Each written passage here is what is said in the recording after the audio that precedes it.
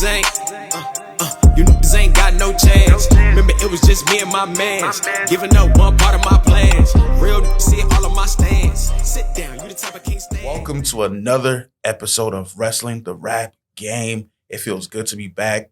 Took a little hiatus, but we was working the whole time. Man, and this is I notice I say this every episode is a special episode, but every episode is truly a special episode. And this is another special one because I got my boy Denzel. Hold on, because everybody messes up. I know everybody messes up your last name. Go ahead. Dejournette. Oh, bro, like maybe 3 people in the history of my life got it right on the first try. I got you, bro. I got you. Denzel Dejournette is in the building. Man, how you feeling, bro? Man, I'm feeling great, bro. I'm feeling really, really good. Man, in case if you live under a rock, my boy is a still current professional wrestler? Not right now. Not right now? Not right now. Okay. But he's a former WWE superstar, NXT superstar.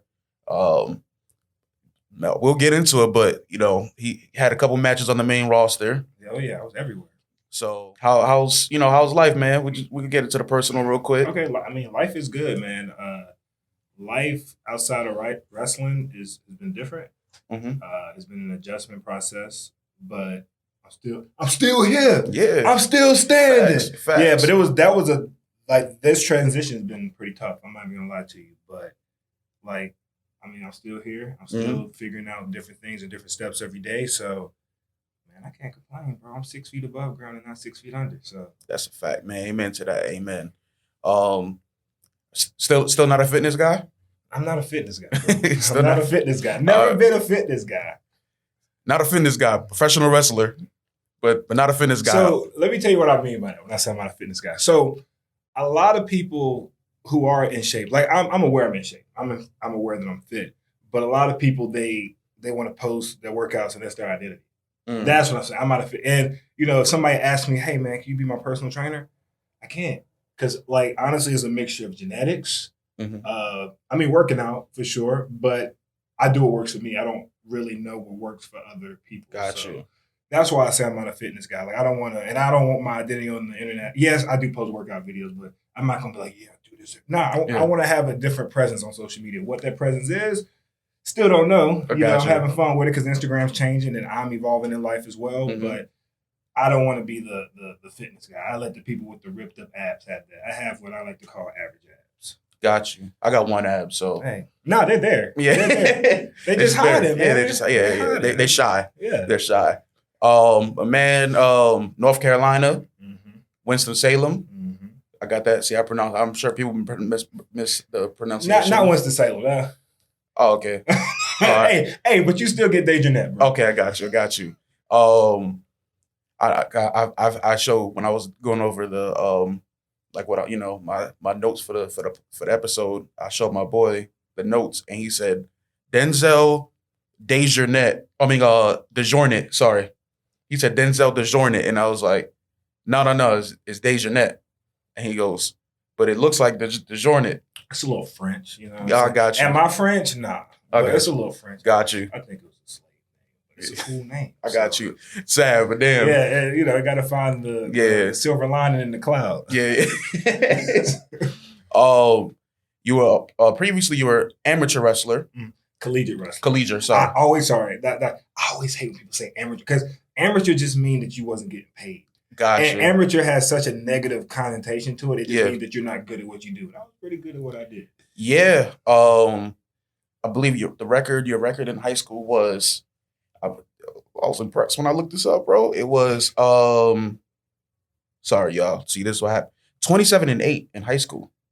Oh, no. It was more? In high school? No. Yeah. It's funny. I don't know. Okay. But I could we could tally it up right now. So my freshman year, I think I was 5-3. Okay. On varsity. It was terrible. Because 3 of those was forfeit. So I just had to show up and just get my hand raised. 2 of those were actual wins. I'm very proud of my first win that I got on my own. My second year, I think that year I was 28-17. Okay. And then my junior year, I was like 30 something and 9. I can't remember anymore. And then see, my senior year was the one I was most proud of. I was like 40, 45, 46 and 1, and my only loss was in the state finals. It was a sad moment. But yeah, Okay. so I got, and the cool thing about my senior year, kind of bragging on myself, putting myself over. My senior year, I think I had like out of those 40 something wins, I feel like it was like 48 and 1, maybe 46 and 1. But maybe 42 of them were pins. So in high school, I climbed up them ranks. Now This guy's good. Scout was good. Man. Scout was good. Then you went to App State University. Mm-hmm. I told him beforehand. I don't know how to say that word. Wait, say it again. App State University. Okay, yeah. I don't know why I thought you said the whole word, and then I just zoned out for a second. No. I don't know how to say that word. Appalachian State. But you know, I'm gonna tell you something. A lot of people don't, because even like announcers for football games and stuff like that, they say Appalachian. Got you. Appalachian. Got you. But you don't have to try to say it, but I'm just saying. App State. App State. App State. App State, do or die, baby. Yes, sir. 2-time Southern Conference Wrestler of the Year. Mm-hmm. See, man, I'm doing my notes, man. I do my notes, bro. Yeah, did all 4 years? Yeah, so I actually did 5 years. Okay. Redshirted my freshman year, and then my sophomore year, my redshirt freshman year to my redshirt senior year. Okay. And also killed in college. I did my thing. Yeah. You can tell all your homies I want that smoke. I swear I ain't ducking no beef. You can say this, say that, hey, this is me, Jack, cause you just talk to me. Heard looking threats, I ain't losing no sleep. Hope you do everything you preach. I'ma make you pay for the things you speak. I put that on God, that's G-O-D. I don't be flexing on Instagram. I'm really down with the hand in hand. Go get your crew if that's your plan. I'ma get you, her, and your mans. Most of your fans, I'ma call you Stan. You jump on my when land. Put on for the hood, then I catch a tan. You live with your mom cause your goals ain't paid. I'm a head jet out for another scene. I bet I'ma be on all of y'all screens. All that tough talk, but you ain't that mean. Heard all you sing like it's R&B. In the state cut, you know the team. Ricky and bro, they stand by me. Live by the code that you oversee. So what you betray, we don't believe. You can tell all your homies I want that smoke. I swear I ain't ducking no beef. You can say this, say that, hey, this is me, Jack, cause you just talk to me. Heard looking threats, I ain't losing no sleep. Hope you do everything you preach. I'ma make you pay for the things you speak. I put that on God, that's G-O-D. You can tell all your homies I want that smoke. I swear I ain't ducking no beef. You can say this, say that, hey, this is me, Jack, cause you just talk to me. Okay. Yeah. He's being humble now after the flexing and for the high school. Now he's doing the college humbleness. No, he's supposed to do the other way around, bro. Yeah, you're right. All right, so NCAA All-American. 2-time Southern Conference champion. No, sorry, excuse me. 3-time Southern Conference champion. 2-time SoCon Wrestler of the Year. I am now, check this out. I am now on the SoCon 100th anniversary team. And congrats, bro. And guess who else is on that team? Steph Curry. Yeah. But but they do it by sports. But if you look at his credentials, oh my God, bro, it's like a Excel spreadsheet. Like I thought I did something, man. I looked at his. But y'all on the same list? We on the same list. Same conference. Same conference. Bro did stay in college. I saw your maybe this is wrong too, but you finished 113 and 35 in college. Yeah. Now that one's right. Okay. That one's right. Okay. Yeah. All right. But as you could tell, bro did his thing. 113 wins and 4th on the list all time wins at the school. Damn. Yeah. And my freshman year was terrible. And the first 3 like from the 50s or something. Like, no, not actually. The first 2. The first 2. You know how like those be the college records? It'd be like somebody from like 1950 or 1960. Nah. So the first 2. So the year my senior year of high school, that's when the first 2 were leaving. Okay. So we got a guy named Austin Trotman from my area, and Kyle Blevins, he's not from my area, but they got those 2 the year before I got there. Mm-hmm. And then the guy who got 3rd is another guy, but he was like 2007, 2008, something along those lines. But yeah, I should have been number 3, but I got this. Oh, this is gonna sound like an excuse, but I got the stomach flu. It was exam week, and I lost 10 pounds in 1 hour. I was weak. Mm-hmm. But I got my strength back, and we would have had 2 easy matches that weekend. They let for lack of a better word, my backup wrestle those matches, and he killed it. He did his thing. But I was the 3rd place is 114. So if I would have wrestled those 2 matches, I would have been at 115. But whatever, I'm happy to be in the top. Let me tell you something. I'm happy to be in the top 4. Top five. Exactly. So Hey. Considering where I started there, my goodness, like bro killed it in college, and I'm not sure if you know, I'm sure you do know, but in your high school, I believe Stuart Scott went to your high school. I don't even know. Stuart Scott. From what I saw, Stuart Scott. He may have. That's actually funny. I think that do ring a bell. Like I do remember that. Yeah, he might have. I think he was from Winston. He lived in Winston because one of my friends that went to Reynolds with me. That was her Reynolds. Yeah, at Reynolds High School. RJ Reynolds. Stuart Scott went there. George Hamilton from the country singer went there. I didn't know that. Yeah. I'm not sure if you watched The Walking Dead. No. But for the Walking Dead fans, Carol from The Walking Dead, she's one of the big main characters. What's her real name? Melissa McBride. Okay, never And mind. just Winston-Salem alone, like bro, you guys got a lot of. We got Chris Paul, Earl the Pearl Monroe. Okay, yeah. Jared Carmichael. Oh yeah. You want me to tell you something? I didn't know he went to. Yeah, I didn't know that until literally like when the Carmichael show came out. Oh, wow. Yeah. Okay. Yeah. So a lot of me. Don't forget. Denzel. Hold on. Denzel. Dejournette. Boom. All right. We're gonna keep saying it so that y'all learn the pronunciation, because I'm sure there's a lot of people who butcher it, and not on this show. We don't butcher it on this show. You damn right. Damn right. You know what I'm saying? But yeah, going back to your college career though, from what I've, the internet be telling lies, as you can tell. Yeah. So, but from what I saw, your college career is what got you what got eyes on you from the WWE. Mm-hmm. And your impressive college record is what they saw, and they were like, "Nope, that's not even. They could care less about that." I ain't gonna say they could care less about that, but they didn't look that deeply. So I can tell you how I got eyes put on me. So Jerry Briscoe, I'm a Briscoe boy. No, once a Briscoe boy, always a Briscoe boy. Yeah. There was a tournament, and that's why I think it was fate in a sense. Even like what's happening now is fate. When I did a tournament in California. It's called the Road Runner Open, and I think it was near Big. I can't remember, but that was our last year going there. The year before, this dude, I remember he beat the snot out of me because it was like my red shirt freshman year. Like my red shirt freshman year, I think I broke 500, or was it? Yeah, 500.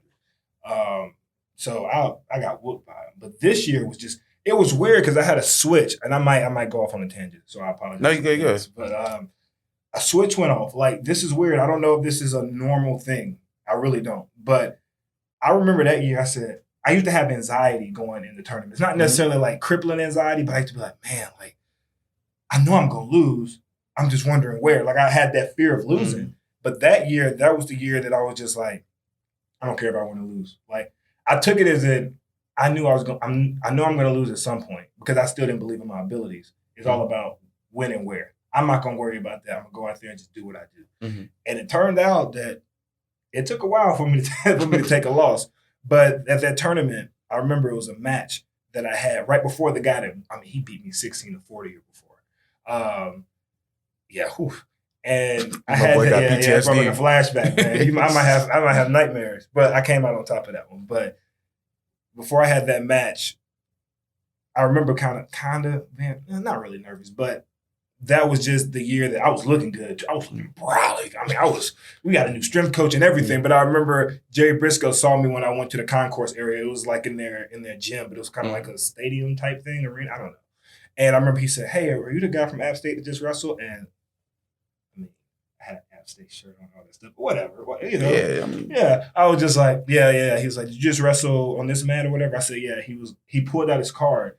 And he said, "I'm WWE Talent Scout." Had the big WWE logo on it. He said, "Give me a call after you All-American." It was a short conversation.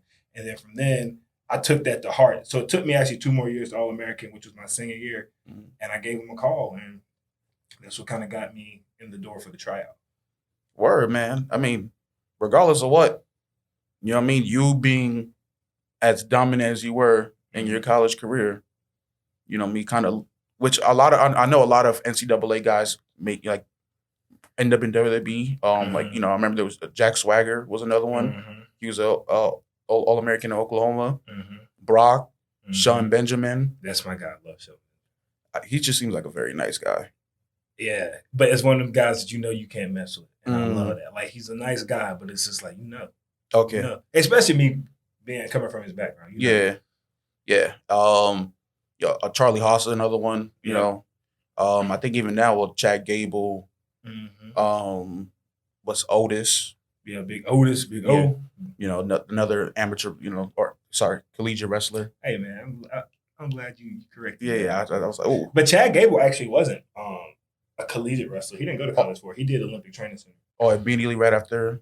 I guess at the high school. I remember I asked him. I said, "Hey, what college did you go to?" He said, "I didn't wrestle in college." I said, "Oh, okay." He said, "I went straight to the OTC or something along those lines." But yeah, he didn't wrestle in college. That's not how he. That wasn't his avenue. Okay, and what surprised me, I didn't even know Kofi did wrestling. I didn't know that either. Kofi did wrestling as well. I had no clue. Yeah, that threw me off when I found that. I was like, wow, Kofi does. He wrestled in high school. So, but it's a good avenue because like a lot, it leads to like other things. Like I know, these guys doing wrestling in high school and college and stuff. It made them better in WWE. It made like them quicker to learn. See, that's the thing. I don't agree with that. No, I don't agree with that. Because I remember one time because Mia Yim is close to Shelton Benjamin, and I asked her. I said, "Well, what was one thing that coming from the background that we come from that how was that adjustment?" He said, "Man, one thing I tell you is forget all the amateur." See, he said it though, but forget all that type of wrestling and focus on the showmanship of it and everything else along those lines.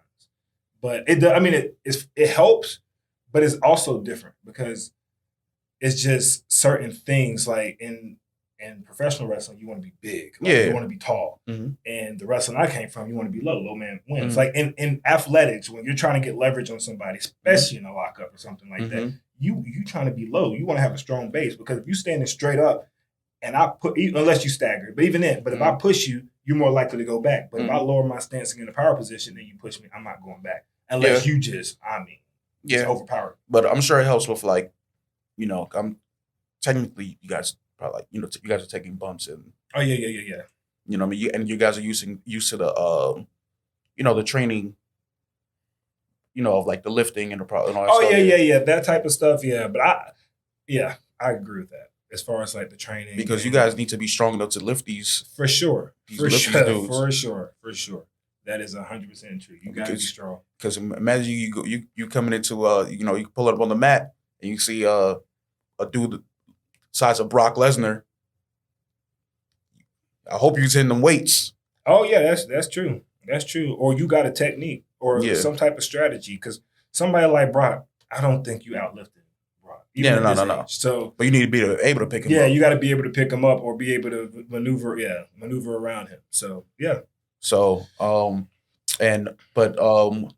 you signed in with NXT or WWE, but you signed in 2018. And how was that coming into PC? It was exciting. It was very exciting. It was nerve-wracking, but it was exciting. I remember when I used to tell people when I could finally announce that I got signed that, I have the potential to become a millionaire and become a celebrity. Like I'm on the right track to doing that. So it was definitely nerve-wracking because also I'm learning something completely new. So that was kind of like, but I wasn't afraid of it, but it's just like, you just don't know what's on the other side of it. And that was one thing that I think kind of made me nervous, but I was still excited because I moved to another state. I moved to the most magical place on earth, Orlando. And I was able had to adjust to being, so in college, I was an hour and a half away from home by car. So if I needed something, if I forgot something, I could just drive back home. If something crazy happened here, I had to figure it out myself for the most part. Because, it was still an hour and a half away from home, but it's by flight. So, and it's a little more expensive. And so it's a little less incentive to be like, hey, I can just go back home and get this, whatever I need to do. I had to figure it out and be like, learn how to be more responsible than I already am. Yeah. And who's the first person that you got in that you got into the ring with in the PC? So I could tell you my class. I could tell you who. So it was just my class. It was a Yeah, I was in an amazing class. It was a lot of us aren't there anymore, but a lot of them are still very successful. I was about to say were, still is in the whole continuum. It was a good class though. Yeah, I had Keith Lee in there, so I had Keith Lee teaching me how to wrestle. Oh my God. Okay, let me let me tell you this one funny Keith Lee story, man. So like we got Robbie Brookside, and when you put the wrist lock, whatever, he wants you to get into the showmanship of it. Don't focus on just what you're doing. Yeah. There's a crowd watching. You got to be entertaining. Yeah. So I was like, he was like, say something to him. And I remember I wrenched and I said, ask about me. And I remember Keith, as I'm wrenching it and I say that, he was like, I have questions about this man. And man, I kept it together, but to this day, that still makes me laugh. Like, hey, I have questions about this. Like, I've never heard that response. Because you let somebody say, ask about me, it's because you putting the work on him. And he said that. I'm like, man, if that was a real fight, if I was in a real fight, not with Keith Lee, because why would I do that? Nah, but that's a big dude. Yeah, the big, strong. I mean, that is a genetic enigma. But congrats to him, by the way. Yeah. NXT AEW Tag Team Champions. Yeah. Shout out to the big bro Keith Lee, Mr. Limitless. All right. But yeah, so I had that with him. Stacey Irvin Jr. was in my class. Very talented, was on a really good track, decided that this wasn't really what he wanted to do. Deanna, but I didn't lock up with her really. Because we had enough girls in the class. Also doing amazing. She's killing it. EO was in my class. Amazing. Trying to figure out Ridge Holland. He's doing this thing now. MJ Jenkins, the fabulous MJ Jenkins, a whole lot of women. I'm trying to figure out, was there anybody also else? Very nice. Yeah, she's a very nice woman. Very nice woman. Very cool. That's my homie. Shout out to you, MJ. I think that's about. I feel like I'm missing people. We had the 7-footer named Taiwan. He didn't last too. That was the boxing.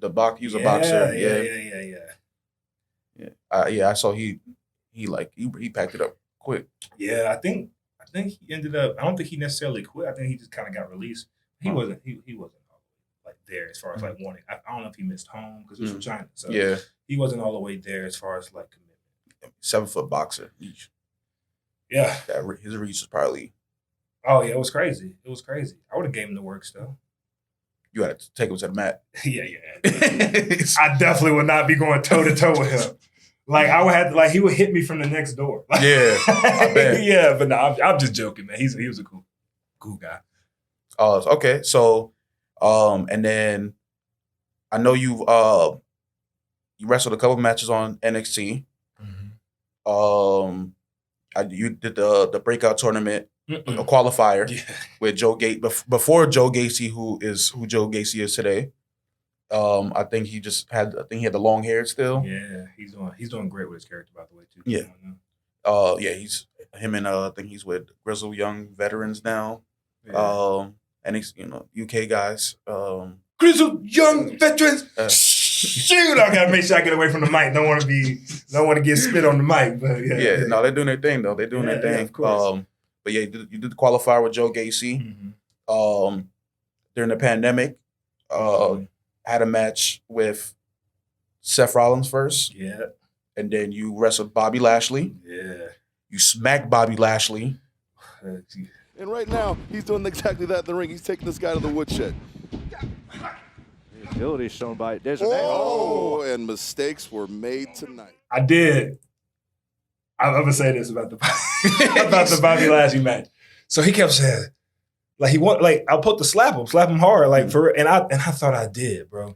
And I remember they said Vince cringed, and I was just like, I'm not a slapper. I've never slapped anybody in my life. You know what I'm saying? But and I don't slap men because if we get in a fight, you slap a grown man, that might. It's emasculating. I actually should like develop that. I should put that in my arsenal. Like, what? Slap. I should Will Smith it. I should, because yeah, exactly. But nah, yeah. So I remember that. But yeah, I did slap Bobby Lashley, and not many people are able to say that they slapped Bobby Lashley, no matter which way, shape, or form it was, and live to tell the story. Yeah. I'm living to tell the story. Yeah, I slapped Bobby Lashley. He slapped Bobby Lashley, but it didn't end too well for me. But you got some. I'm alive to tell the story. That's all that matters. The story will keep being told. Man, I hope that wasn't no sign. I hope that wasn't no sign, dog. Like, what? But, yeah, I'm allowed to tell the story. And then when I had kids, I would tell them, and I would point out Bobby Lashley. And before, I just want to talk about the full circle moment that I had with Bobby Lashley, because it's something that I really wanted to tell people. So I remember when it was April 27th, 2020. I'm never going to forget it. I remember, so my grandfather was dying. So I remember that morning, my parents said, "Hey, call us when we get home." They didn't say it like that, but they were just basically saying, like, let us know when you get off of work, like when you're done, so you could tell us how it is. I had a feeling there, and I was just like, okay, went about my day, had the match. It went well. But the reason why I say it's a full circle moment, because it's two things. So the first thing is not really the first, because I had the WrestleMania 2000 on Nintendo 64, but the one that I can remember wanting to buy was SmackDown versus Raw 2008, and Bobby Lashley's on the cover. And literally back then, I kind of was out of the wrestling phase. Like I wasn't really into it. We'll get into that. I wasn't into it as much, but I remember getting it because of Bobby Lashley on the cover. Because Bobby Lashley looks like $1 trillion. Yeah. So I got it, and I literally would only play with Bobby Lashley because he looked like $1 trillion. So to be able to have that match 12 years later, be in the ring with him, like, I just thought that was a full circle moment. Yeah. And then I'm always going to remember the date, because I remember after I had the match, I told my dad about that. He waited till I got all my excitement out, and he was like, "Oh, by the way, your grandfather passed away. He passed away that morning." But I mean, it's life. He had a long, full life, so it's not like nothing. And he was still within his wits. It was just, it was just time to go. So, but that was just something that I feel like it was just two things, and I'm always going to remember that day. And it was 2 days after my birthday, so I'm always going to remember. And it's one of my best friend's birthday, so I remember April 27th. And you got to wrestle on the Raw after Mania 2, which is one of the biggest shows of the year. Yep. So yeah, you wrestled Seth. I mean, that one was a little more. Yeah, that was he got after it, didn't he? Yeah. He got a little extra on the stomp too. Yeah. So, but on the 27th of April, that episode of Raw, wrestled Bobby, got some offense in too. Yeah, I was surprised. And I got to show all my little ups. Yeah. Hey, go back and check Denzel Dejournette versus Bobby Lashley and check out the leapfrog. I don't know. It's right before the slap. Yeah, it is right before the slap. It's right before. Because he slapped you first. Yeah. He slapped you first, and then you got some offense in, and then you slapped him back. Yeah, and then it was it. But yeah, check out that leapfrog. 260 pounds, man. I ain't supposed to fly like that. Yeah, no. And you know what? I'm gonna say like that. Lashley was so intimidated of being in the ring with you that he left Lana backstage. He left, like, you remember, because I remember I had to listen to that before. I was like, oh, they arguing, I got an advantage. And that's when I realized I need to step my game up, because my man was distracted by love issues, and I still couldn't. That's why I had to go back to the. But he felt the need to have Lana back. Yeah, for me. He was like, he was before the match. He's like, I need to focus, and when I'm out there, I'm distracted by you. But really, it's because Denzel's in the ring. You need a guy like Pun on your team, man. You know because when you feeling down, he's gonna give you the silver lining in the cloud. That's what he's gonna give. That's the way I saw it. The way I saw it, he was like, I need to focus in the ring, blah blah blah, and I'm like, oh, he shook. He saw me working out. Yeah, he was like, I gotta have all my energy for this guy. That's a good point right there, man. That's a great point. You know what I'm saying? If he wasn't swinging you, he would have brought Lana out there. That's true. But he was swinging you. I need to focus. I'm like, oh, he really shook. That's right. So that's the way I saw it. I mean, Bobby, if you see this, don't hurt me. You already hurt me. But guess what? I'm not in WWE no more. So you try to hurt me again, I'm suing. I'll be a witness. That's right. We got some other cameras in here just in case this camera go out. Oh, yeah, put it over there. Yeah, just. But you're also Nigerian for a day. Yes, I was. And guess what? I actually am part Nigerian. 25%. Okay. I might be 26. Are you more Nigerian than Trick? I don't know. He ain't check his. Oh. He might be more than me, but yeah. So I'm actually Nigerian, but yeah, I was Nigerian for a day. Yes. I was holding down Apollo. Yeah, he was holding on a episode of SmackDown. This is when Apollo's on his Intercontinental Championship. You know what I'm saying? Pursuit. I just inspire. Check this out. I inspire greatness. I don't know what happened with Seth after the fact. After I had my match with him, but Bobby went on to be WWE World Champion. Apollo ended up being Intercontinental Champion. The IC champion, because I was having trouble. Yeah. The IC champion. I'm just saying, man. I'm like Good Luck Chuck. Trick. Look at what Trick is doing. He's associated with the North American Championship. I'm just saying, man. You want me on your side. I'm like the rabbit's foot in your pocket. Mike got a valid point. Let's test it out. Yeah. Hey, we're gonna see. So then I believe right after that was the breakout tournament qualifiers. Because that was the one that there's only been one male one, but that's the one Carmelo won. I believe that was Gacy, Odyssey. Shout out Odyssey, by the way. Can't get in my zone, get out my way. Poo, poo, poo. Yeah. That's the bro. Yeah. I think who else was in that? It was Gacy, Odyssey, Carmelo, Blake Christian. I think Duke Hudson. Duke Hudson was he was in there. I don't remember. That was such Yeah. a while ago. And I wasn't in it, so I ain't cur. But nah, I was glad my boy Odyssey made it to the end. I thought he was gonna win. I did too. I did too. Because he ain't tell me nothing, which he ain't supposed to. Yeah. Because I'm in the outside world. Were you? No, you weren't. By the time the tournament happened, yeah, I was. So when the tournament started to happen, I think I was in the outside world because I remember the episode aired. Yeah, July 2nd. I was released August 6th. Wow. Yeah. So I know by the time we got to the end of the tournament, I was definitely watching it. Okay. Yeah. Okay. Damn. I thought it was after. Oh. All right. Now, like I said, I don't know if the tournament started while I was still there, but it wasn't too long afterwards that I was gone. Okay. And so you took a break from professional wrestling? So I tried to wrestle a little bit more, but honestly, I think I was just in a weird space. The love wasn't there. At that point, I would be losing money to do it because one thing I will say about the WWE, they pay you to train, and it's a really good training establishment. You have matches with people that are really, really good. They know what they're doing, and there's like a lot of parameters and regulations around it, and there's a lot of things that's covered. And they pay you decently well. That like, okay, you're not losing money training and becoming a wrestler for WWE. When I left, I went to like a promotion and I had to drive down there. I didn't have that much money, and I know a lot of people was like, "Yeah, I'm gonna put you on." And a lot of people tried to, but what happened with that, man? I got released with so many like higher level talent, like whether it's from Raw, SmackDown, or people that were established on the Indies. So a lot of people say, "Yeah, you got the NXT name to you, like you'll be able to go out there and just kill it." And I thought that, and I really believed that, and I think that I have the pedigree. I think I have the athleticism. I think I have the charisma. For sure, bro. Yeah, for sure. But I just think I got swept under the rug. So a lot of people either didn't message back or we'll get back to you later and stuff like that, and never did. Oh, because it was during the huge budget cuts. So that 100-person summer, something like that. Yeah, it was crazy. So I tried one show and I was like, man, I don't love it like I thought I did.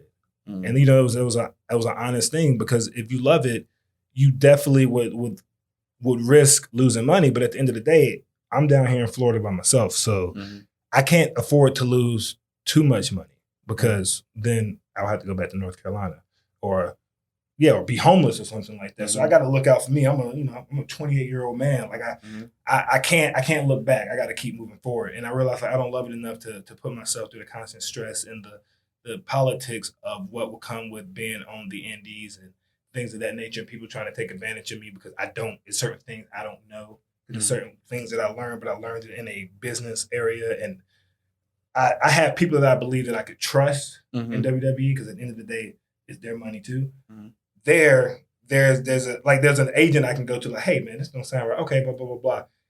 On the Indies, it's the Wild Wild West. So somebody's like, oh yeah, blah blah blah. You can't be like, oh, let's talk to. There's a lot of different things, and I was just like, you know what? At this point, it's not worth it. I was training at Devon School Team 3D, or now, sorry, excuse me, it was the DDA, Devon Dudley Academy. And shout out to him. It was a great experience. Like I learned a lot. He was very inspirational, and he was trying to help me get back. But were you there with Caden? Mm-mm. Oh, it was after. Yeah, this was after I got released. Oh no, man. Like, was she already in NXT by the? Oh yeah, she. Okay. Oh yeah, she was in my class. Okay. Yeah. Caden been there for a while. Yeah. But yeah. So I tried it, and then I told him, like, yeah, man, I think the passion is gone. It was a lot of factors into it. So at this point, I'm chilling. I always stay ready. I stay in shape. Mm-hmm. But it's one of those things that an opportunity has to fall in my lap. Gotcha. And I've never put myself in position at WWE or NXT to have an opportunity fall in my lap. So right now that chapter is closed, but anything can happen and anything can change. But they say never say never. Yeah, never say never unless you say the quote, never say never. But yeah, so right now I'm just kind of just focusing on next steps and trying to put other things in place. Because another thing that I didn't like, and it had nothing to do with WWE, I put myself in a position that if I got released, I had to like kind of fend for myself. Like I didn't have certain systems in place for me to be like, okay, I'm fine. Like there's a lot of people that got released and they were good. Like they didn't have to worry about finances. I had some savings and I was, I'm good, but it wasn't that good that like I needed. If I didn't have that job for as long as I did, who knows where I would be. So I wanted to make sure that I would never be in that position again, that if I lose a certain situation or something falls out of my hands, and it's never put my destiny in somebody else's hands. And I feel like it has been up into WWE. So this is the first time in my life, because without my parents' guidance or coach guidance or anything, or WWE, it's the first time that I have to support myself. And I just don't want to ever be in a position that if I get going, it's like, I'm scrambling. What do I do? Like even Marie, she got released. She posted a picture on a movie set. You know what I'm saying? Yeah. So I want to be set up. Not necessarily, it don't have to necessarily be that. I mean, that would be nice though. But in the sense of that, if somebody be like, hey, we don't want you no more, your service is no longer needed, or moving in another direction, cool. Appreciate you. So I hope that answered your question. No, it did, man. It's just, it's dope to see, like I know a lot of people. I mean, I'm sure it was hard. Like it was hard to get that message or that call, regardless. Yeah. You know what I mean? I always want to get this out. Can I tell you how that day went? Go ahead. So, the woman that I was dating at the time, she go to work. She worked at a gym, so she worked early. So I think she got up at 4 and had to be there at 5. And I remember my phone was on the dresser, so it wasn't beside me at 4 o'clock in the morning. My ring is not on; it's on vibrate. So I woke up to go pee at like 6. And I remember she called me twice. I was like, oh, God. Like, when somebody calls you twice, especially at that time, like... At that time. Yeah, like when they know that that's the time that people are sleeping, they need you. Excuse me. So I was like, oh, is everything okay? Turns out there was some weird situation with her car, and she had to get it towed. And because something happened with the insurance. And it was something with the insurance, and they didn't tell her, and it went to the wrong address, so they suspended her license. So it was just one of the things that she just didn't know, right? And she eventually, I don't know if the police escorted her to work or whatever, but she got there. But I just remember like, is everything okay? Like, no, this happened, and yada yada yada. So I was like, all right, cool. That's already a bad start to the day, because you want to be there for your woman. So that was a weird situation. And then I remember going to the PC we had. It was a Friday. We was working out, and I remember I asked one of the coaches. I was like, hey, like, I kind of feel weird. Like it was just a weird day. I just felt weird. Not even necessarily about that happening, but that's always something I'm going to remember. And I was like, I feel weird. And we went in there and we watched film together. And he was like, yeah, I feel like you're kind of in a rut. And I'm like, am I though? Because I had that match with Joe Gacy, and it was a really good match. Mhm. Like that was literally the best match that I've ever had in my life. Like I remember people came to the back. It was like, "Hey man, like really good job." One Ryan Cass was like, "Yeah, I hardly ever go back through the curtains and say good job. You did a great job." Like I got a lot of and Gacy's like indie seasoned. Like he's a seasoned guy. Exactly. So the fact that you are keeping, you guys had that chemistry in that match. Yeah. Says a lot. Yeah, he's great. I love Joe Gacy. Like literally him, Andre Chase. Oh, he was in the breakout tournament too. Yeah. Oh yeah. Those were some of my best matches because they brought a different style. But yeah, so I remember that happening, and then we finally. So when I got off, I had to go. Since the girl I was dating, Car was. It was taken to like I don't know, wherever they take it when they, like an impound. Yeah, I wanted to say impound, but I wasn't sure. But yeah, the impound lot. And I remember there was a woman there, and she was having issues. And I remember she was like upset and mad because they messed up. The impound area messed up. Her car got wet, and she's making a scene. And she didn't have her car for a month, and it was going to be like $1,000 for something that was their fault. And something was taking too long. And I remember thinking like, man, like I'm fortunate enough that I have a job that if something like this happened, that I'm able to cover it. Okay. Fast forward, because I had the early day, worked out at the PC, did my thing. Oh, go ahead. I'll go ahead. I'll say after. I remember now. But I came home. We did the whole workout through the thing. I had to go pick her up. Then we had to go to the impound lot. It was just a long day. And then I remember I said, all right, the day's over. Yeah. Like, it can't get worse from here. I'll take a nap. Oh, man. I take a nap. I wake up about maybe 9-ish. And I remember I got a phone call from a 203 number. And he said, then he called me. I didn't pick up because I was asleep. Got a message. Hey, this is John Laurinaitis. Give me a call back. I was hoping for the best. I was like, I've been doing some dark matches. Maybe they want me to do a dark match next week or something. I called him back.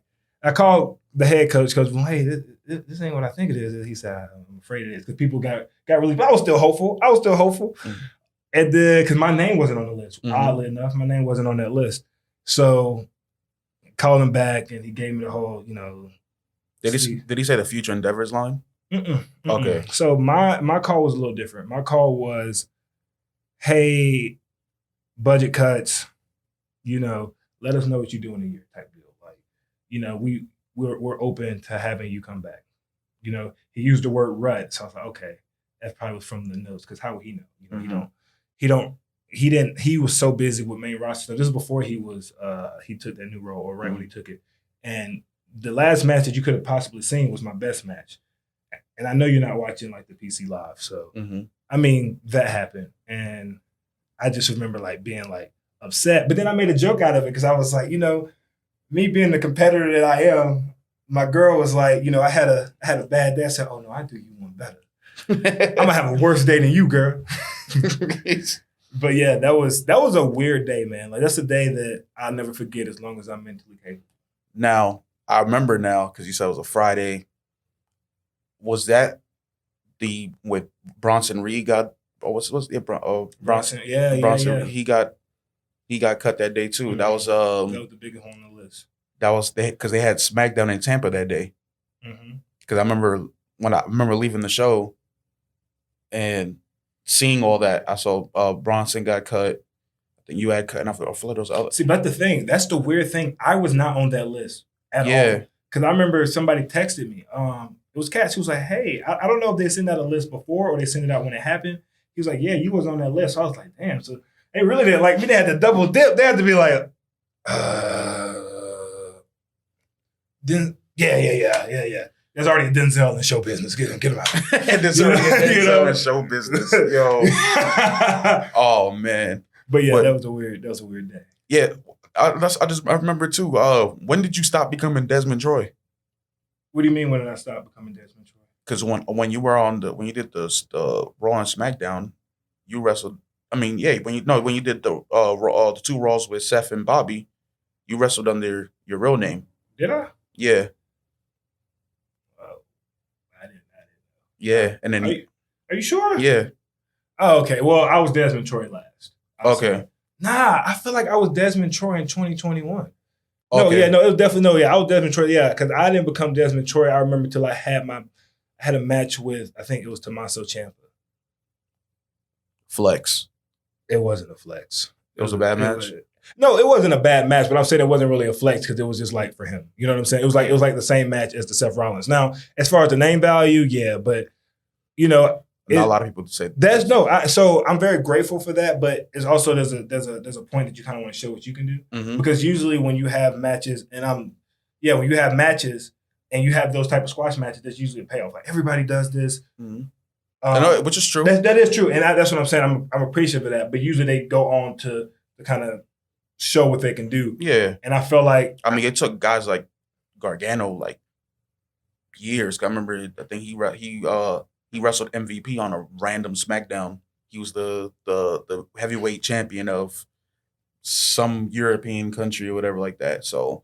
Oh yeah, and that's what I said. But it usually pans out. Yeah. And I didn't get a chance to pan out, and that's not even from bitterness because it's a business and there's so many moving parts. But that's the reason why I said it wasn't a flex, because like it was a flex at the time because it was so hard to get on TV, and also like it's like, okay, they keep choosing me for a reason. You were in a.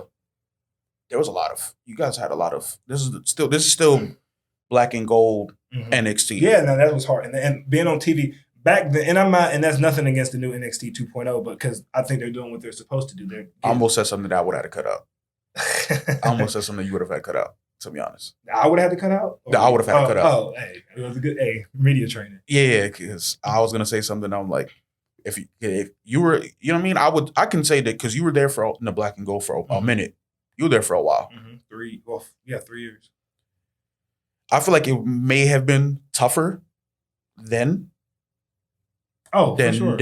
No, for sure. To be on TV, man, I'm going to tell you and they're doing what they're supposed to do, because how do you get TV experience without TV experience? Right? Yeah. So that ain't even me like being a hater, but I remember back in the day, I sound like a whole It's like, back in the day, back in my time now, Sonny. But back then, man, like there were people that would be there 3 or 4 years that would never get a shot to be on TV. And just to see, because there used to be a little list that comes out the day of the TV. So you might see that you have something that day or whatever, you might. But everybody's checking the list, the match list, but you got a match? Oh, like it was a big deal back then. Now, and there was a lot of older guys. There's a lot of older guys, and we had to, and I do say this with all due respect, but we had to compete with veterans. Yeah, we had Adam Cole, Undisputed Era, Finn Balor, Tommaso Ciampa, exactly, Gargano. At one point it's only a 1 hour show. Yeah. Then it became a 2 hour show. Yeah. So it was just a lot harder to get on TV. This is when you guys were on the network. Yeah, and then when it moved to even when it moved to USA, they just like, okay, more people got opportunities. It was great, but still, it was still like and you gotta remember, I was there also when I was there. Street Profits, Bianca, like it was a tough thing. Charlotte at one point. Yeah, but I wasn't there with Charlotte. But but that's what you're saying. But that's the. Oh, you talking about when she came back? When she came back to win the title. Yeah, but that's. But she was there for a minute though. Like she was there from Mania to In Your House. Yeah, because you lost it to EO In Your House. Yeah, I remember that. So we had to compete with that, and now like I said, it's a new show, and I think that's what it's supposed to be. Like get opportunities, but so it was a flex to make a long story longer. It was a flex back then, but I just wish it would have materialized more. But I knew it showed that they trusted me, because the fact that I was the one that kept getting like opportunities. Yeah. Oh, shout out to him, boy. That boy replaced my word with the quickness. But opportunities. It was like, okay, that I'm doing something. Yeah. But everything just got mixed and shaken up, and I don't know what happened behind closed doors. Yeah. It could have been something that could have been my fault. It could have been something that wasn't. It could have been something out of my control. I could have just got caught in the crosshairs and stuff. I can't keep myself up at night anymore at least. Yeah. Trying to figure out what went wrong, because I am where I am. I can't point fingers at anybody. I can only control what I can control. No, facts, man. And everything is in, I like to say, everything is in God's timing, man. That's right. I believe in that. Everything's on God's timing. Everything happens for a reason. And I'm sure like just working for WWE probably opened a lot of doors outside of for sure the ring as well. So I mean, even you're still here in Orlando, so That's that right. says everything. Mm-hmm. And I have access to people that, that are doing their thing. So it's still open up. Like WWE was not like, yes, it ended weird for me, but it wasn't like one of those things where I'm like I woe is me for a little bit, Mm-hmm. but I also realized that there was a lot of opportunity that were open. I met people that I idolized growing up. Mm-hmm. I've had conversations with legends. I was able to pick their minds. I was able to be in the same room with certain people. So Yeah, let's get into that, man. What was your wrestling like? Were you a big wrestling fan as a kid? I was not, which is weird. It's weird because I knew all the big names though. Like up until around, I'll say 2006, 2007. Mm-hmm. Because I knew The Rock was. So I watched it a little bit. I love The Rock. Everybody loved The Rock. I Yeah. remember when I was in high school, but this is 2012. I was watching Attitude Era stuff though on YouTube. I was like, how can I find a way to put promos in You the the same wrestling room? age, bro. Oh, okay. Oh yeah, we not too far off either. I hate when people do that. But I'm only a month older than you, Oh yeah. I'm so saying. we're the same age, bro. It'll make me feel No, pretty wait, historic. how was I trying to do that? Because you said I watched Attitude Era stuff. No, but I'm saying in 2012. Oh, okay. No. okay. I watched Attitude Era in 2012. Oh, okay. Like I used to watch Rock promos, and I was like, how can I do this while I'm beating somebody up in the wrestling room? Mhm. Like, because I wanted to talk that smack. I wanted Yeah. to talk that talk. But yeah, Stone Cold, X-Pac, all of those. I knew those names. Yeah. And so, but then as I got older, I kind of got out of it. No, I feel that. So, so you didn't watch you weren't like I'm watching. You're 7 years old, and it's like Monday's here, and you're like, I can't. I have to be home by this time. Nah, I wasn't that guy. I wasn't Okay. that guy. I wasn't that guy. Did you? But you said you play the video I games. played the video. I played it. So yeah, 2000 and 2008. Those are the only two video games I played. So Or that I've owned. So did you play No Mercy? Yes. So I Okay. played. Yeah, that's what it was. So I played WrestleMania 2000 and yeah, No Mercy. Okay, classics. Yeah. And, Here Comes the Pain. Oh man, Yeah. See the rest of them, you gotta play Here Comes the Pain. To this day, Here Comes the Pain is amazing. That's when they first had the Elimination Chamber. Goldberg, that was Goldberg's first WWE game. Okay. I mean, people don't like Goldberg now, but Hey, I respect Goldberg because Goldberg has like great job security. Like, yo, for real. like for him to be hated by the fans or whatever, he got great. Like he's older, he can't move as well. He's still strong, but not as strong as he used to be. Like, and he's still getting paid to do this. And then he's kind of like on a Brock schedule. Like I feel like he's like I feel like Brock works more than him. probably, and that's what I'm about to say. Maybe like a Brock Jr. in the sense of like the part time and what he get paid. Because I feel like Brock still gets paid more. Yeah. But I don't know. But yeah, like that's great job security. I mean, you saw yesterday that they didn't think Brock was going to show up for SummerSlam, and who's the backup guy? Goldberg. Like that's great. Like think about it. There's people, and this is weird, but there's people that work year. So I get the little strife that people say when people work year round and a part time come in. But if you look at it from their position, it's like, yo, I'm chilling. I'm chilling. But to some perspective, like to give them a little, like leeway, or they kind of earned that though. Oh, for sure. You know what I mean? They the schedule that the guys are working now, they did that already. That is true. That is 100% true. You know what I'm saying? Like Undertaker. Undertaker earned to wrestle one match a year. For sure. Because he did like 20 years of full time. I agree 100%. But I'm just saying that the older, because they could just not wrestle. Like not saying like, oh, don't wrestle, but I'm saying like they could literally just not be chosen to wrestle. Yeah. But the fact that they're being sought after to wrestle and people are still interested and only do it at this, especially compared to that old school. Yeah. The only person I could see them having a gripe with is Brock. Because Brock didn't even do the full-time schedule when he was full-time for that long. You do what you want when you pop it now. But he did and go and bust his ass and do UFC stuff and he created value. Yeah, exactly. Yeah, if you're valuable, you could do whatever you want to do as long as you're still valuable. Exactly. Like if he would have went out there and got, I mean, he's lost a couple UFC fights, but if he would have just went out there and just got destroyed by people, like lowering his stock. Which the value came when he won the heavyweight championship. So I mean, I get it. I definitely get it. Okay, so growing up, you mentioned The Rock.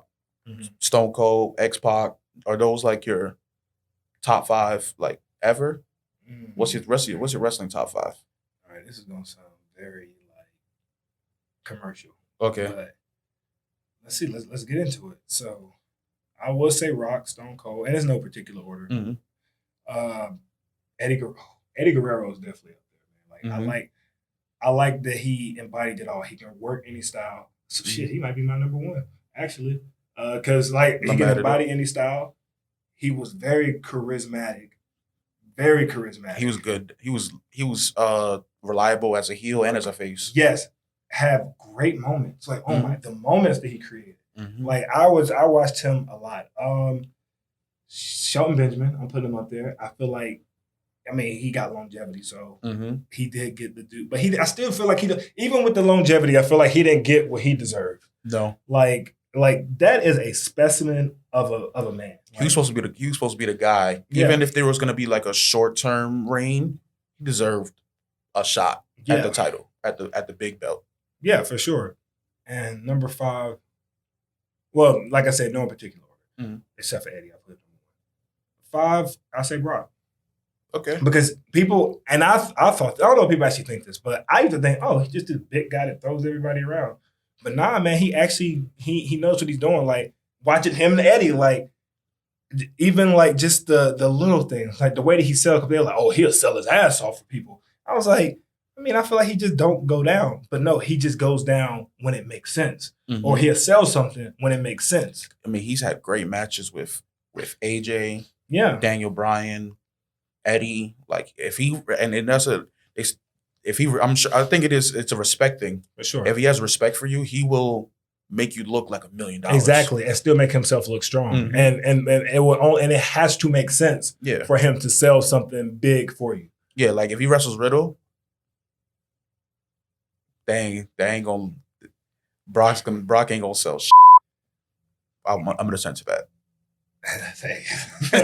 But the crazy thing about that, man, I honestly think that'll be a really good match. It would be. I feel like even if he don't sell it, I feel like, because Riddle's a bad man too. So Brock just don't like him. I know, no, trust me, I know. But I feel like it could turn into a shoot. It could. That's the crazy thing. That's why I said it can be good, because well, I still think it could be a work issue, because I think both of those guys are professionals. Yeah. But I think that's what. So I always say controversy equals content. So even watching it, you that'll create a beautiful moment, just because, in my opinion, I think that, yeah, Brock allegedly doesn't like Riddle. We don't really know. I don't think we really know. Yeah. But that's the narrative that's out. And Riddle's legit too. Yeah. Yes, he's not as big as Brock, but he still knows some stuff. Yeah. You know what I'm saying? He's a former UFC fighter, just like Brock. Yeah. And he got age on the side too. Yes, Brock is a legend and he's a specimen, but still, he's still 45. Yeah, there's still certain things that can make it build up, but him being an above average 45, there's still just little factors. Yeah. So even if they start shooting, I feel like Riddle knows how to protect himself in a way that he won't die in the ring. But he also knows some stuff that could probably, get Brock. He could catch Brock slipping. Exactly. Because anybody can be caught on any given day. He could Frank Mir him. So I think that'll be a really good match. And one thing I liked about Riddle, that he always kind of manifested, I want to retire Brock. And honestly, it's still very possible for him. It's possible. Even if Brock don't like him, if the money makes sense, Brock might do it. I don't know Brock. I'm saying like I know Brock. Yeah. Like I call him B or something. Hey, yo, B-Rock. Yo, I heard Riddle gonna retire. Yeah, you, I heard Riddle gonna retire you, man. He manifested that. You know that, right? Yeah. He manifested you, B-Rock. Yeah. He manifested you. Yo, that sounds crazy. Yeah. That sounds like some Tyler Perry movie. Yeah. I manifested you. Yeah. I prayed night and day for you. I just wasn't sure if he was gonna come, but I never stopped. Like something like that, man. But well, there is a second part of the show. Man, let's get into some rap music, man. All right. Man, I gotta ask this every single episode, man. Who's your rap top 5? See, that's a tough one. Because I know I'm like, my stuff sound commercial, but okay, my number 1, I ain't wear the shirt that I was going to, but I wasn't sure how it was going to fit. Biggie Smalls is my number 1. And I know a lot of people are going to be like, what? Yes, Biggie Smalls is my number 1. I say him and Tupac might not be in my top 5 though, but him and Tupac are pound for pound the most famous people who've ever lived. If you looked at how long they were famous and the fact that we still talk about them, decades after their death. So Biggie's number one. That's my number one. Now the rest is kind of interchangeable. I like Andre 3000. Okay. Everybody does, but him and Big Boy. Can I put Outkast in there? Yeah, just put Outkast. Just put Outkast, because I think they complemented each other. Yeah. Like Andre would say some outlandish stuff, but it still worked. Yeah. And Big Boy would too. I feel like Big Boy is heavily slept on. He's definitely slept on. Heavily, like everybody think it's just Andre 3000. Like, No. nah. Big Boy got bars. I like the way, and I'm always I'm a fan of how people word stuff. Yeah. So that might be my thing. I like the way people word things. So we'll put Outkast as two, or just on that list. You can't go wrong with Jay-Z. Okay. Jay-Z got the bars. He makes you think. He's very smart. He's very intelligent. Like I remember he said, like, you know, I used to want to rap like Common Sense, and then I saw $5 million. I ain't rap like Common Sense. Like he said, I can go deeper, but I'm gonna just. He actually told you, like, this is the thing that makes Jay-Z great to me. He told you I dumbed down my lyrics for y'all because y'all wouldn't get it if I go as deep as I wanted to get, and we just like, Hovey, baby, like. You gotta He's respect on to something. Yeah, you gotta respect it. Yeah. He basically said, yo, y'all a bit too dumb for my rap. I'm gonna just dumb it down for y'all. And Yeah. y'all gonna be great. Let's see, who else? Oh, I gotta put Cole up there. I'm from North Carolina, and I follow. I do think J. Cole fans are annoying though. I do the one. Oh, you gotta be smart to get. No, if they don't like it, they don't like it. I don't say that. No, okay. Yeah, I don't feel triggered now. Yeah. Yeah, if you don't like it, you don't like it. Like, whatever. But he says some deep stuff. That's number 4 in North Carolina, and I've been following him since his 2-6. Yeah. I don't even know what that means, but he says it. And I gotta put Drake up there. See, mine is very commercial. I know it is, but I gotta put Drake up there because Drake. I mean, just what he's done, like Ghostwriter or not, like. Darn, but I didn't even put Kanye up there. But yeah, so Drake and Kanye can be interchangeable. I'll say that. So technically, I kind of cheated, but those two can be. That's your 6 man. Yeah. One of them is your 6 man. Yeah. They fighting for the spot. Okay. Yeah, they trying to get. It's a contract year. They trying to fight for that. Oh. No, I'll go Drake. Okay. I'll go Drake because Kanye was like, in my opinion, I think he after my Beautiful Dark Twisted Fantasy, I think he kind of went down a little bit. I agree. Yeah, I did like Life of Pablo, some of the songs off of that, but outside of that, Life of Pablo is a great album. Yeah. To me, in my opinion. But Yeezus. Yeah, he's just kind of. I feel like he's trying to copy the trends too much. It's like, bro, just keep doing what you do. But I mean, he said he never liked backpack rap, which is funny because that's what kind of made him famous. Yeah. So, but I get the evolution of him trying to evolve and be different. I do respect that about him because his style, like I said, up into my Beautiful Dark Twisted Fantasy. I always feel like I mix those words up, but. Between those, it was an evolution, but it was in the it was right a direction. great evolution. Yeah, you see him, and you see where you could see where it was that his mom passed. Yeah, because his mom passed, I think, right after 808s and Heartbreak, and which is where My Beautiful Dark Twisted Fantasy Kanye comes in. That was a beautiful piece of work. Mm-hmm. So yeah, but still, I put Drake. Okay.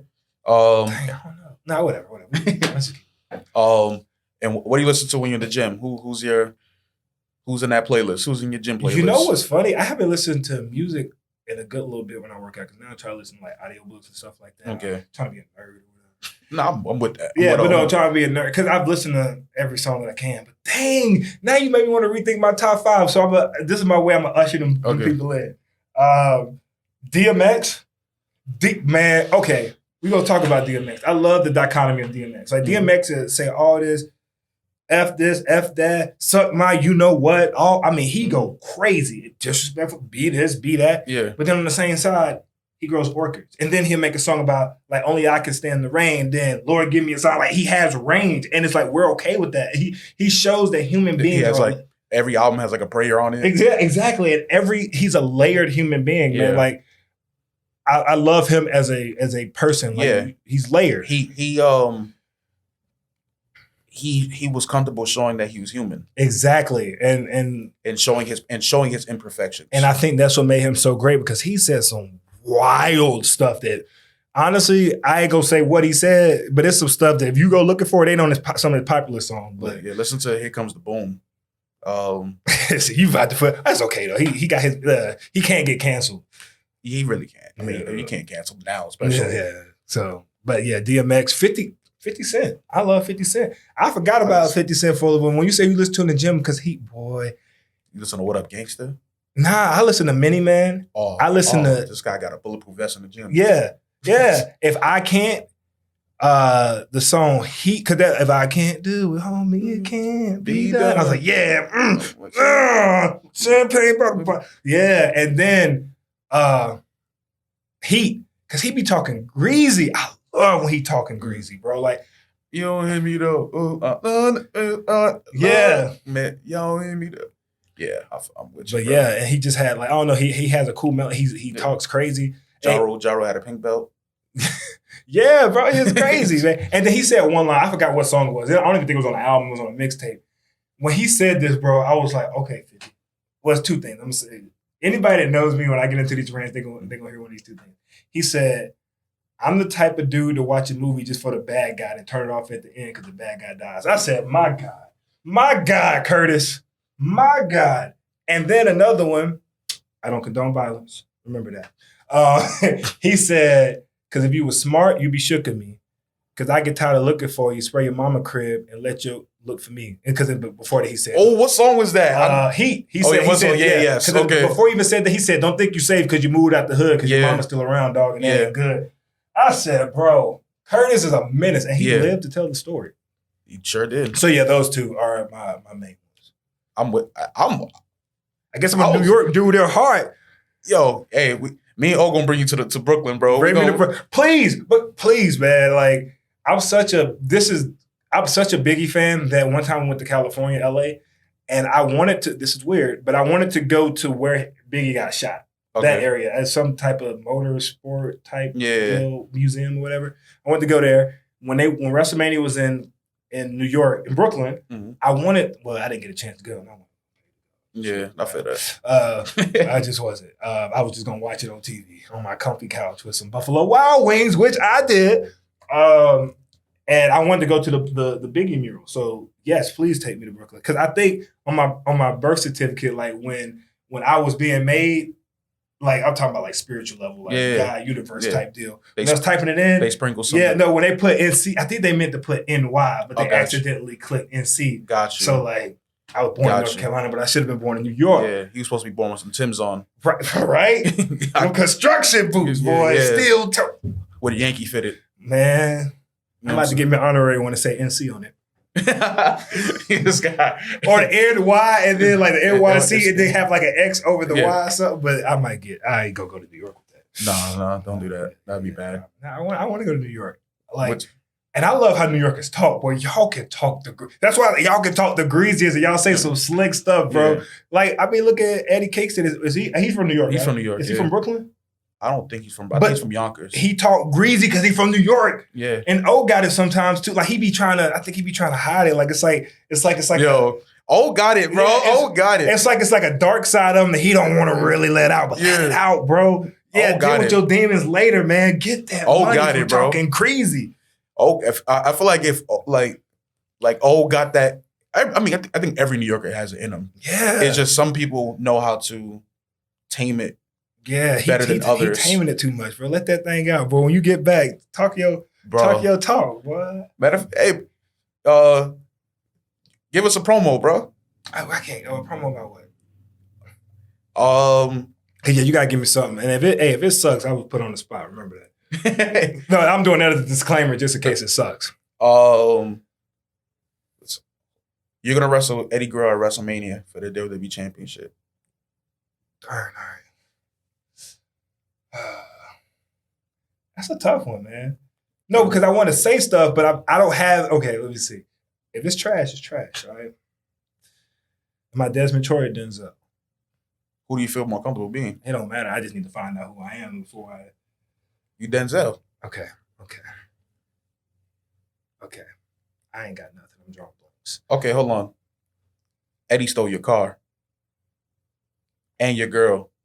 See, there we go. I need context. Because I got this wide range in my mind going too many places. Eddie stole your girl. He stole your car. And your championship. Your girl crossed you over to Okay. All right, so you got to come in and well, I guess you don't have to come in. I guess it's just a camera thing. All right.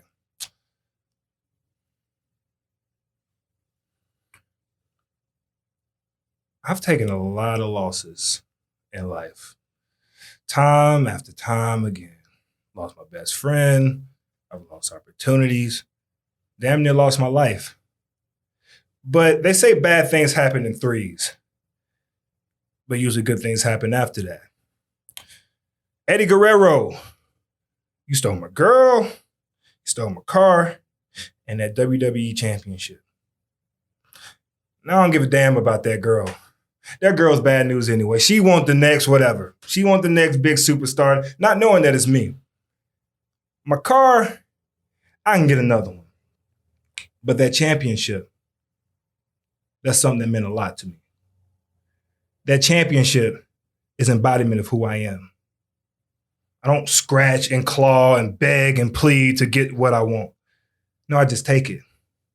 So I'm gonna look you dead in your eyes. And I'm not gonna knock you out. I know when people are pinned, no.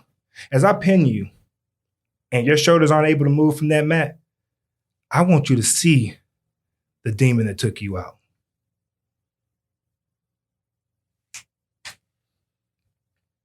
It was all right. You know, that was on the fly.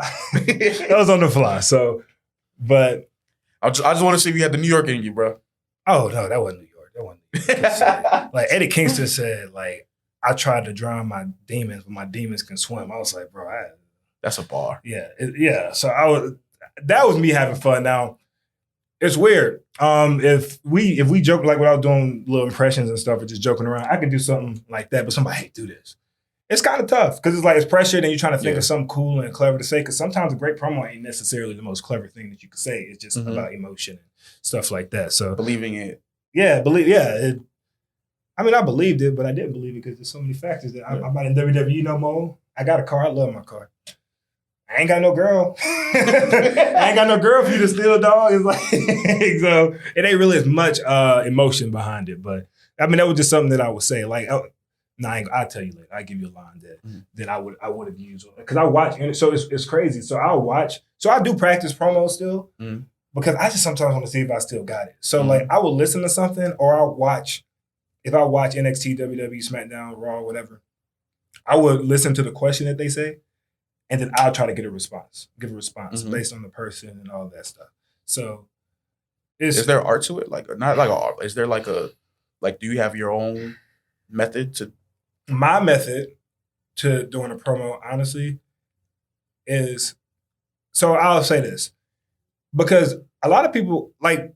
I get my ideas from something somebody else says or somebody else do. Like there was a situation one time where I was watching an interview and Michael Strahan said a lion doesn't concern themselves with the opinion of sheep, right? I think that's a stupid line. I think that's so stupid. But people follow it. But also I like to make things different. I like to tweet. I like the rappers that I like, they say stuff different. Like, for example, so when somebody said the lion and the sheep, I say like, that's a dumb line. A lion is not concerned of the opinions of another sheep. And I'm not saying you're a sheep. You're a lion. And I don't see, look, now I'm messing it up. But basically the premise of it was I only perceive you, like I only think about you as another lion is if you're a threat to me. Like a lion will walk past another lion all day, but you're not on my radar. I don't think about you until you're a threat. Then that's because a lion, they eat, sleep, and do the do. That's all they do. They eat, sleep. They sleep 70% of their lives. And make symbols. Yeah, they make symbols, exactly. So like I don't my opinion, your opinion, I'm not calling you a sheep. No, you're another lion because now I'm putting you over. So you got to put him over, put the other guy over because who did you beat if you didn't? So like, okay, the opinions of a sheep, but you're not a sheep. You're a lion. Boom. He's somebody important. But I don't care about your opinion until you say this. Now you're a threat to me. Now I got to care because I don't care how big and bad you are. Or even if somebody's small and don't seem like much. If somebody came up to Brock and say something wild, even though everybody knows that Brock or whoever can like mop the floor with him, they're still a threat because you don't know what they're capable of. But when you become a threat to me, that's when I care. We don't condone violence, but I'm not fighting Brock. To answer your question, like where I promos, I listen to stuff that other people say, and I try to like rearrange it or I get ideas from it, like the opinions of a sheep, or it's somebody say something crazy like, oh, like it's just weird. It's just like I can't think of an example right now, which probably is not a good sign. Like, oh, cut a promo right now. But that's how I do it. Like, I write stuff down. I have ideas. And if I hear something, I write something down, and then I'm okay. That's what sparked an idea, because that's really what it comes from for me. And you got to make sure you put your opponent over. Have a reason why people want to see the match. Like, that's an important thing. Like, why people want to see what's going on. Can I try? Go ahead. I need you to be honest with me. Be honest if it was bad.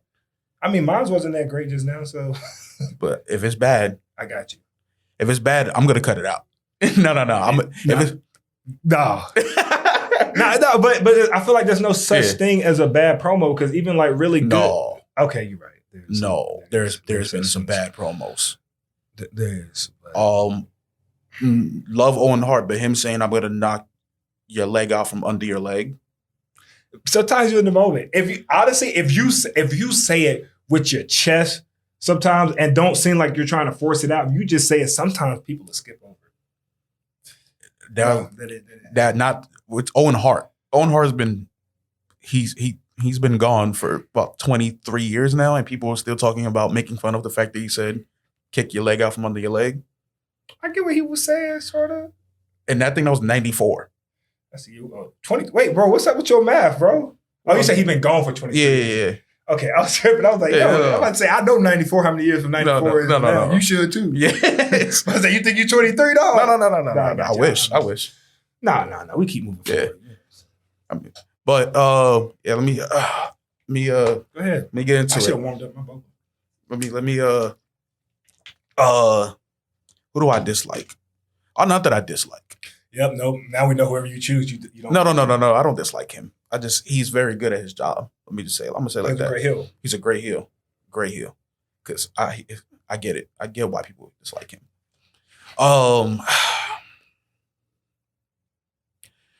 Let me tell you a story about a guy named Grayson Waller. Grayson Waller was a guy, which I respect the hustle, but he's a guy who had an opportunity to fly hours away from his family, his friends, everything that he had in Australia for an opportunity to come here to NXT. He gets here to NXT. He runs like a coward. I don't understand the logic in that. Why did you fly all the way from over here to run from fights?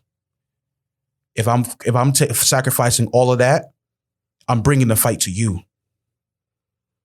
And this Sunday, there's going to be nowhere to run. There's going to be nowhere to hide. It's going to be me and you in that steel cage. And I will see you, and I will bring the fight. That was good. That was good. Oh.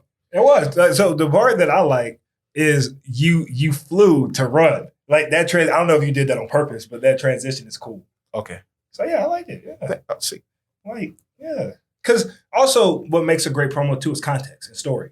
So that's another thing you got to remember. So I remember we used to do promo classes, and that gives us a situation every week or whatever. Mm-hmm. But it's like, it's kind of hard if I be like, as a rapper or a singer, give me a song about heartbreak. And you'd be like, okay, this happened. Okay, cool. I gave you the 3 basic things that happen. But like the songs that you really resonate with is when there's something that resonates with you, whether it's the story or what's going on. Like that's what makes fans get out of their seats, when there's a story attached to it. Now, if you just give me a line, oh, somebody stole this. Yes, that's great for practice, but the greatest promos is when there's a story attached to it. Like I love Bray Wyatt Teacher Lady promo because he's so good. Exactly. A lot of people can relate to that. 1 and 2, he painted a picture. There was a story. Like that's what makes the beauty of story. Like the story. Like that's what makes a promo good. Like if you have like even with the Kofi Kingston, Kofi Mania, Randy Orton was called him stupid. He called him stupid. They brought that back. Yeah. When you do stuff like that, that's what makes it a great promo. It's not necessarily. And that's probably one of Kofi's like best promos ever. Like them. Rehashing that because you got something to pull from, and I think singing and rapping, you resonate because they got something to pull from. Like you could tell they really feel the pain, or whatever that comes with it, and I think that's really what it is. Like for me, like, and I'm probably making an excuse for this. That promo that I did wasn't the greatest, but I thought it was good. I appreciate you. I mean, maybe I'm just too critical on myself, but I just feel like there was just it wasn't enough for me to resonate. No, I feel you. Yeah. Now, when I used to cut promos, you ain't gonna give me the cut, so don't try. So don't try. The promos like that I used to make about losing and stuff, because that was my storyline that I was trying to create. I'm always losing. I had some. It's like Kurt Hawkins. Yeah, except I was like, my family, you're gonna have my grandparents dying thinking that their grandbaby's a loser, stuff like that. Like I added little stuff and put a little salt and pepper in it. Yeah, you know what I'm saying? Season it. Yeah, more than salt and pepper. I'm sorry, I didn't put raisins in the potato salad though. I'll tell you that. Woo! We'll say that for. I'm not gonna say no names, but Yeah. I'm not gonna say Don't play the name game. No. All right, but you are. But do they? I don't know. I was like, that person. I'm gonna hit the Kodak. I hope so. I hope so. But man, like, are you? Obviously, you're currently watching today, like all the like the new wrestling. Nah, not really. No. Nah, man, I had to kind of let that go because when I did, there was a sort of resentment that came up because like it's not necessarily. I'm not mad at the people that's doing well because I still cheer my friends on. I watch their stuff. I follow them. We got some time. Yeah, we good. Okay, yeah, because I don't want to take up too much time, but yeah, I watch my friends. I'm happy for them. I follow them. I still follow them, but I just don't sit down to watch the product because it's just a lot of resentment, and it's honestly from the rejection that I felt when I got released. Yeah. So it's kind of like maybe when and I never was really a big fan. So now I'm looking at it from a different lens. So just to kind of keep myself from feeling the way that I feel and all that stuff, just for me, just to protect me. You know what I'm saying? Protect my mental. I don't really like using the word mental health because it's very overused. It's never was that serious that I thought about like, taking it to certain depths. It's just but it's just something that nags at me, that bothers me, that I just need to work on within myself. Yeah. So it's just like, okay, it's kind of like, why go back or look at something that's a constant reminder of something that of a moment it didn't make you feel good enough. Unless there's something I can look at to learn from to get better. And at that point, it's not for me. But that can change in the future. Never say never unless you say in that quote. Bro, I have to. Have you seen a Mania in person? Seen what? A Mania. No. You have to take that in, bro. I was gonna go this year, but things kind of happened, and then I was like, I don't think I'm ready to be in that space because I would have been, like I said, surrounded by, and then I couldn't even help but to think last year when it was in Tampa, that I could have possibly been in it with the Apollo thing, but. Yeah, so I don't know. I mean, I might one of these days. One day I get over it, and then I think it's kind of a thing of me completing myself first before I kind of go back into that. Like, be back in the spot that like I will be fine, and I won't just be out there, kind of there just to show my face. I'm like, I'm here and watching and enjoying the festivities, and then having like these like inner turmoil going on. So that's really like at this point is for me. I mean, I'm not gonna say F wrestling all that stuff. No, but you got to see a WrestleMania in person. Maybe this is good for the soul. Okay. I mean, I'm sure it's a great show. Like they put on a show. Yeah. But man, it was a pleasure, bro. I can't thank you enough. Even though you're not wrestling anymore, currently right now, I'm still a fan. You know what I mean? I still believe in Desmond Troy. No. Do you know what that name means? No. You didn't catch the breakdown of Desmond Troy? No. All right, so I just really want to say this because I want people to be like, yo, that dude kind of clever. So Desmond Troy is a play. It's kind of like Flow Rider. It's a play on the word destroy. Oh. So yeah. So like, but I wanted people to like, see you didn't catch it. No, eventually I was going to kind of have it come out. I was today years old, but I don't know if that's going to happen for me. But yeah, so it was because the nickname for Desmond is Des. So Des Troy. And together make Destroy. But I was today years old. Thank you. But I hate it because I had to tell it. You know what I'm saying? Usually something. No, but it's because I never thought to shorten. Yeah, no, because I wanted people to call me Des, and then eventually it catch on. Like I wanted to be one of those things that's like a hidden treasure, but I didn't really get because they would always say Desmond Troy. Yeah. So man, give me your socials, bro. So on Instagram it's Lights Cam Jaxson. Then on Twitter it is Cam Jaxson, CamJaxson. Okay. And I can't give you my Facebook. My Facebook is just my name. But that's about my actual name, Denzel Dejournette. Okay. But I might not add you back if I don't know you like that. Man, I can't thank you enough, bro. Appreciate you for coming through, problem, bro. man. This the bro for real. We had a good time for his birthday. April 25th. And next Yeah. year, you want to give me gifts. Shout out to Off the Rope, man. Thank you guys. Thank you, Fuego Orlando Podcast Studio, man. We love it here. Definitely be back. Second one here. Plenty more to come. This is Wrestling the Rap Game. I'm your boy Pun. They call me Pun. Off the Rope. You already know what it is. And we out of here. Peace out. Ain't got no chance.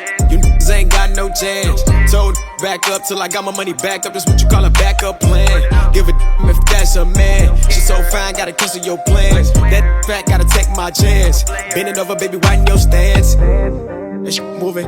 The plan gotta stick to it. Big money gotta get to it. Been up on game, yeah, I'm hip to it. Funny how I don't hear shit, but see your lips moving. Bustin' like a can of peas. Throw shade like can of peas. Not to mention my name is P. You push it, P. I am the P.